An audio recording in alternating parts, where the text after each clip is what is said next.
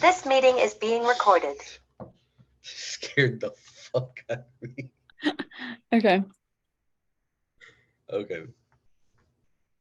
Um, my name is Gilly Bridges, and I am an insurance agent with State Farm here in. Shit. Hang on.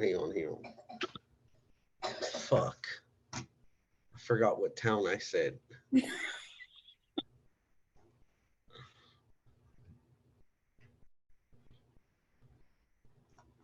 Hang on.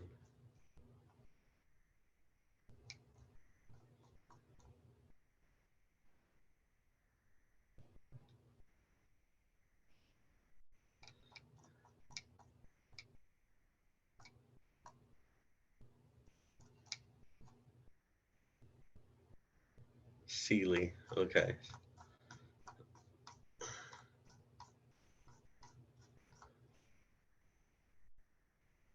Okay. Let's try this again. My name is Gilly Bridges. I am an insurance agent with State Farm in the city of Sealy, Midland. It's the next town over from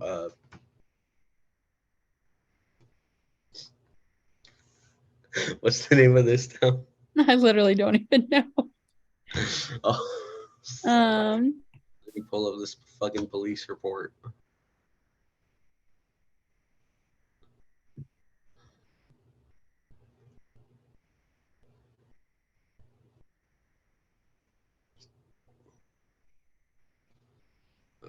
Police report. Because I thought it was some weird like oh woo woo. Yeah, because some of the so it says Midland on the police report, but I could have sworn they were also calling it like OSC or something like that. Yeah, I have no clue. Some like weird ass name. I don't even know what fucking city. I I'm just barely gonna looked say up the documents, so you're asking the wrong person. I'm just you say you haven't even looked at them. Barely. Yeah, see it says Ossipee. It says Ossipee, New Hampshire. That can't be right though. So okay. So Sealy, Midland.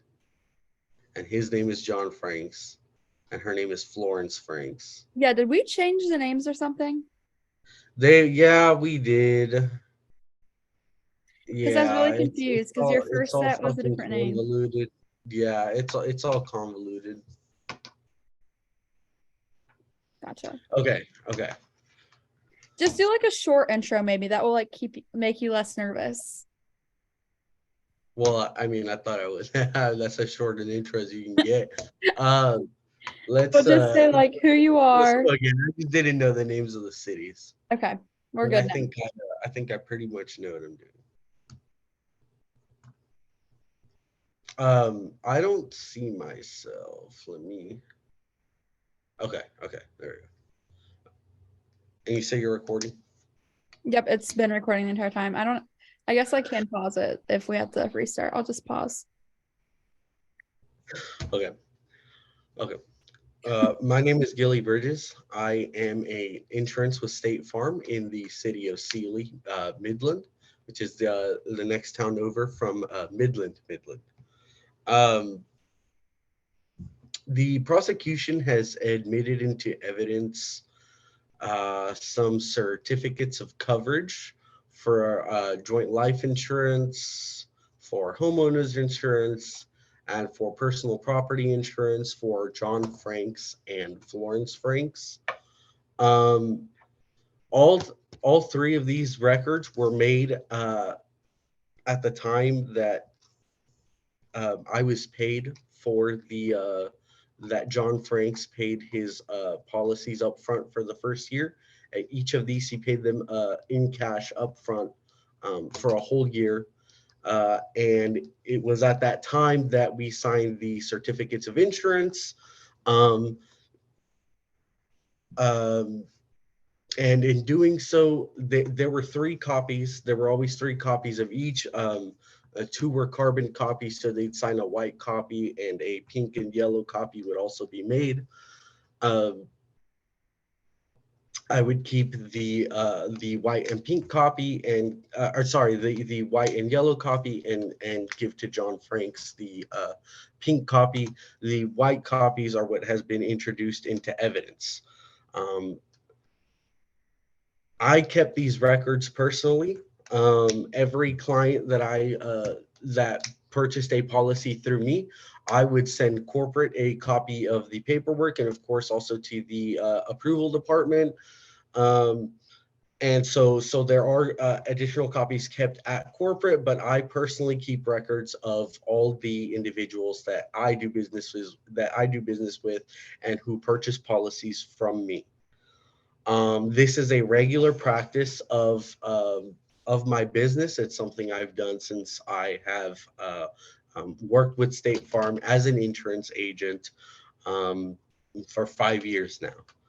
Um, Okay, so that establishes the foundation.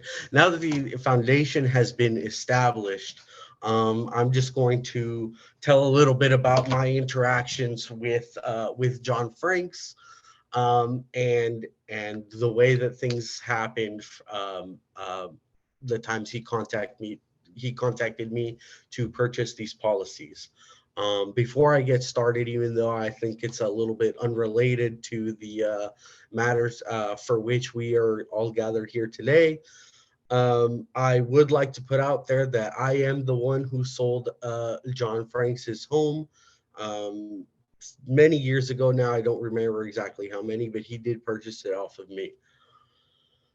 Okay, so I was first contacted by John Franks to provide him and his wife with a joint life insurance policy with $200,000 in coverage on February 9th, 2021. I told him I had some time the next day and that I'd be in town in the early afternoon so we could meet at the local coffee shop to discuss the policy and fill out the application for it if they were interested. He agreed to meet the next day at the coffee shop, and we met there on August 10th around 1 p.m. I noticed that after John and Florence took some time, perhaps about 5 minutes to get out of the car, I thought I saw John yelling, but I'm honestly not sure. They got out of the car, walked into the shop, and joined me at the table I was sitting at. It seemed to me like there was some tension between them and they didn't sit particularly close to each other.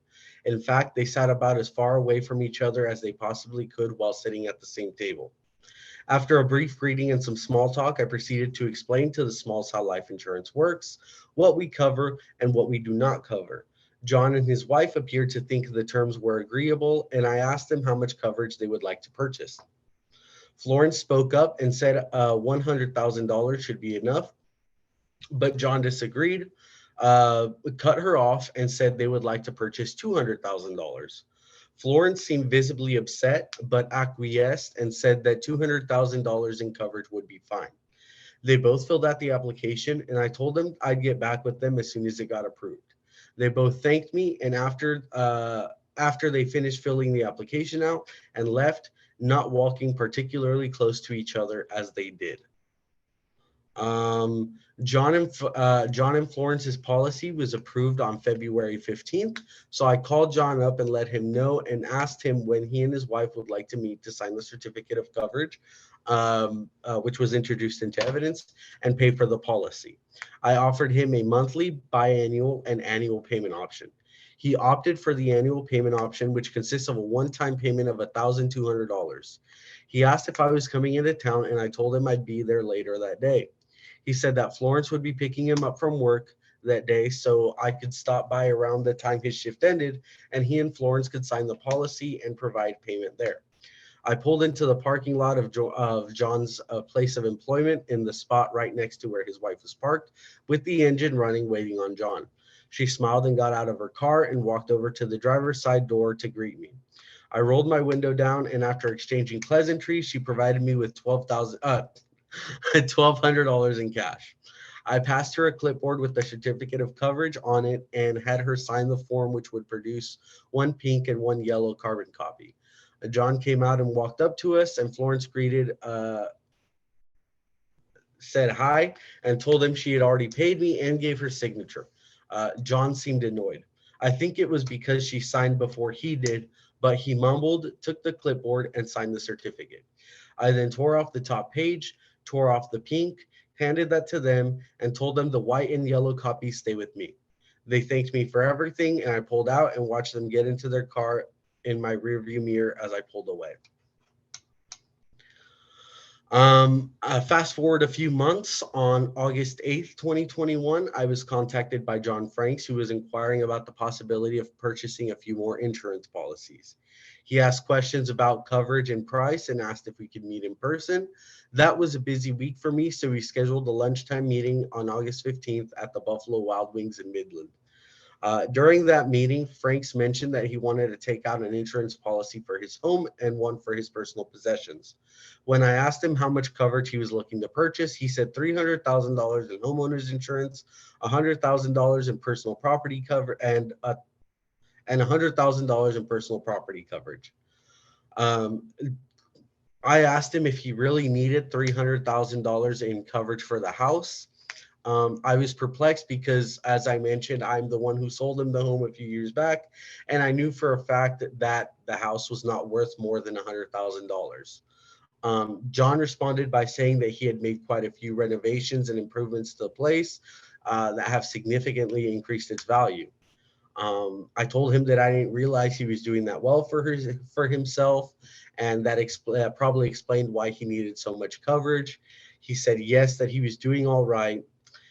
I told him I'd love to come by and see what he'd done with the house, if he didn't mind, since it had been many years since I've seen it myself.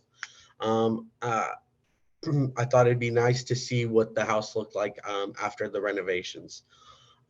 He said that sure, that maybe it was something we could make happen, but he seemed kind of jittery and uncomfortable by the topic, so I moved on. He filled out the requisite applications for the policies, and by the time we finished our lunch. Before heading out, I asked him if his wife's name was on the deed to the house, and he confirmed that it was. So I told him that while it was okay for him to apply for the coverage on his own, because the property was jointly owned by him and his wife, she would have to sign the certificate of coverage for both homeowners insurance and personal property insurance. He said that that wouldn't be an issue, and we both left Buffalo Wild Wings. John's policies were approved a week later on the 23rd, and I contacted him to see when we could meet up again to sign the certificate of coverage and pay for the policies. Once again, I offered him a monthly, biannual, and annual payment options, and he said he would go ahead and pay the annual cost, which amounted to $1,500. I asked him where he would like to meet, and he said that he could just stop by my office in Sealy later that day. He came into the office around noon with the cash and wanted to sign the certificate of coverage. I asked him where Florence was, and he said that she was at home and didn't feel like driving over. I apologized and reminded him that I needed her signature as well in order for the policy to be able to go into effect. John became visibly frustrated and asked if that was really necessary. I told him that it was, and he asked if he could just take the certificate to his wife to sign and swing back later. Against my better judgment, I agreed to let him go ahead and do this, but I cautioned him that I needed the white page and the bottom yellow pages back, or he would not have any actual coverage. He said he understood and that he would be back in a few hours. He told me I could keep the payment because he would definitely be back. He came back around 3 hours later with both his and his wife's signatures on the documents. I thanked him for bringing back the pages I needed and said that it was once again a pleasure doing business. Before he left, I told him that if he was still interested in seeing the house and the changes he made to it, whenever he had the time, I told him I was still interested in seeing the house and the changes he made whenever he had the time, but he tensed up and said that he would be in touch with me to arrange a good day and time to do so. After he left my office, however, I never heard from him again.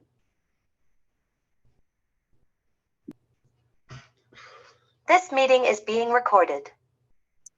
Okay, I will be cross-examining Mr. Bridges. So you had said previously that $500,000 or that John Franks purchased a joint policy for $200,000. If $500,000 is an average life insurance policy for an individual, would you say that $200,000 for a joint policy is considered a low amount? If you want to talk in terms of absolute numbers, I would say so, but I would also say that people purchase the amount of coverage that they think they need, and sometimes people do underestimate just how much insurance it is that they need, and how long that will last them in the event of some sort of tragedy. Would you say during your meeting that you gave different estimates of what most people purchase in coverage? Um, no, I explained to them kind of how life insurance works, what we cover, what we don't. And from there, I simply asked him how much it was he would like to purchase. As previously stated, you do have an office location, correct? Yes, I do, in Sealy, Midland. So is it uncommon for you to get informal or like unprofessional lunches with clients? I wouldn't call it unprofessional. Um, I generally like to establish good working relationships with my clients. I like to get to know them. Um, and I feel like informal settings, um, you know, cafes, restaurants where there's a very relaxed atmosphere, enjoying some food or a drink or something is the best way to get to know people. The best way to have discussions. It's easier for people to open up. And I think it's my personal style of doing business. I would much rather meet somebody at a restaurant or a cafe than have them come into my boring office. Would you say the information that is being handled at cafes or during your lunches is confidential or personal? Yes. So, I mean, I don't think people are generally listening in to, conversations at restaurants. Um, I don't, I've never had anybody staring. I've never had um, uh, a client complain before or anything like that. I don't reveal any information to anybody. Um, yeah. As you said, Yeah, I mean it's confidential. We don't reveal it, but I also don't think that meeting clients at a cafe or a restaurant would in any way violate the confidentiality. previously you had said that John Franks showed interest in getting homeowners coverage. So to get homeowners coverage approved, is it required to take images of the exterior of the property, either you as the agent or hiring a third party before accepting the homeowner's application, offering the coverage? I'll be completely honest. I just sell the insurance.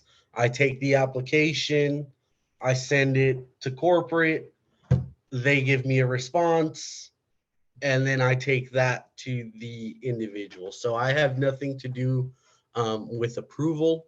Like I said, I just sell the policies.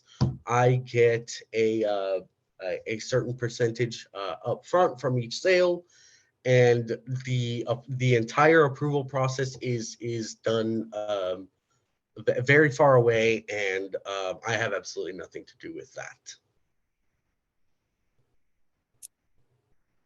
If your office is a town over from John Franks, would 3 hours be an adequate amount of time for him to take the documents to his wife to sign, since he did take his certificate to his wife for her to sign since she was not present?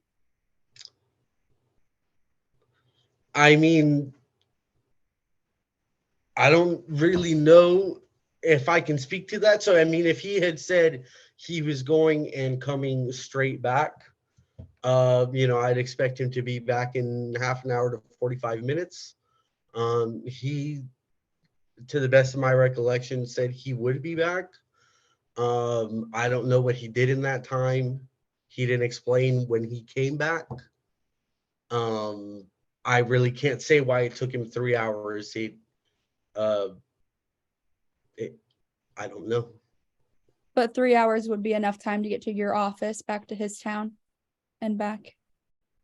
Yeah, he'd be able to do that 4 times. If you allow your clients to take documents to sign, are you able to prove that it wasn't signed by the wife?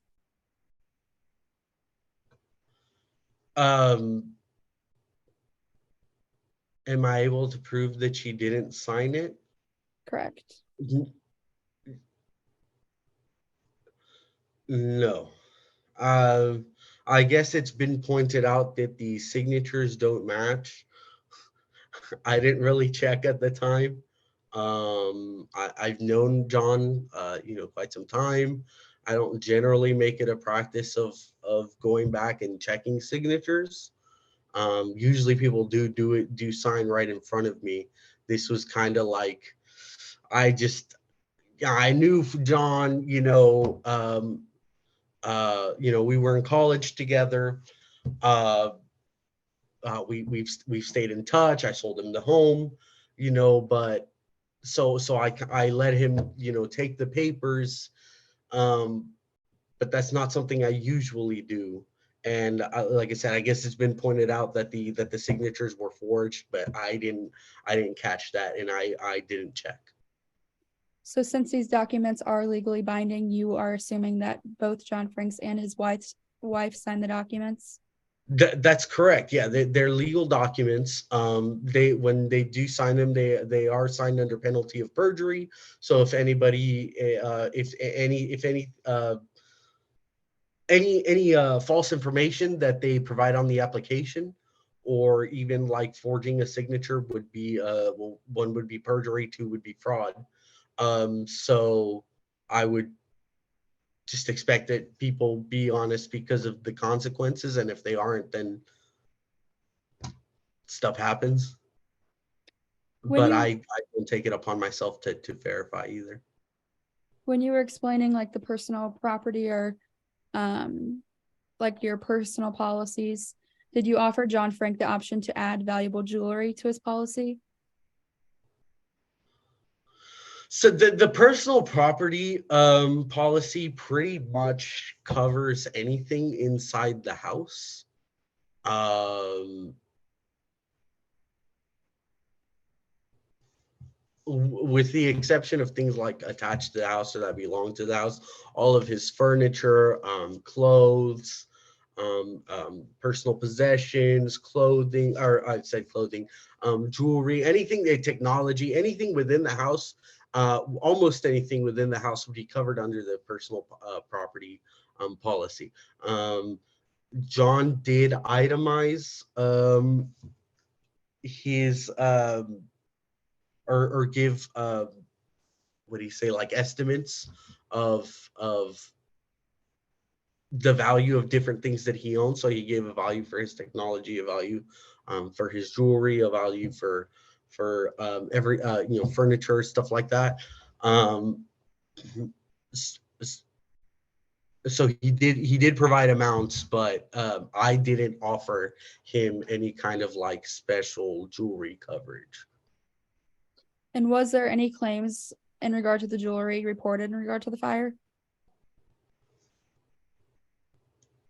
He hasn't had a chance to file yet because he was pretty much charged within a few days of the whole situation going down.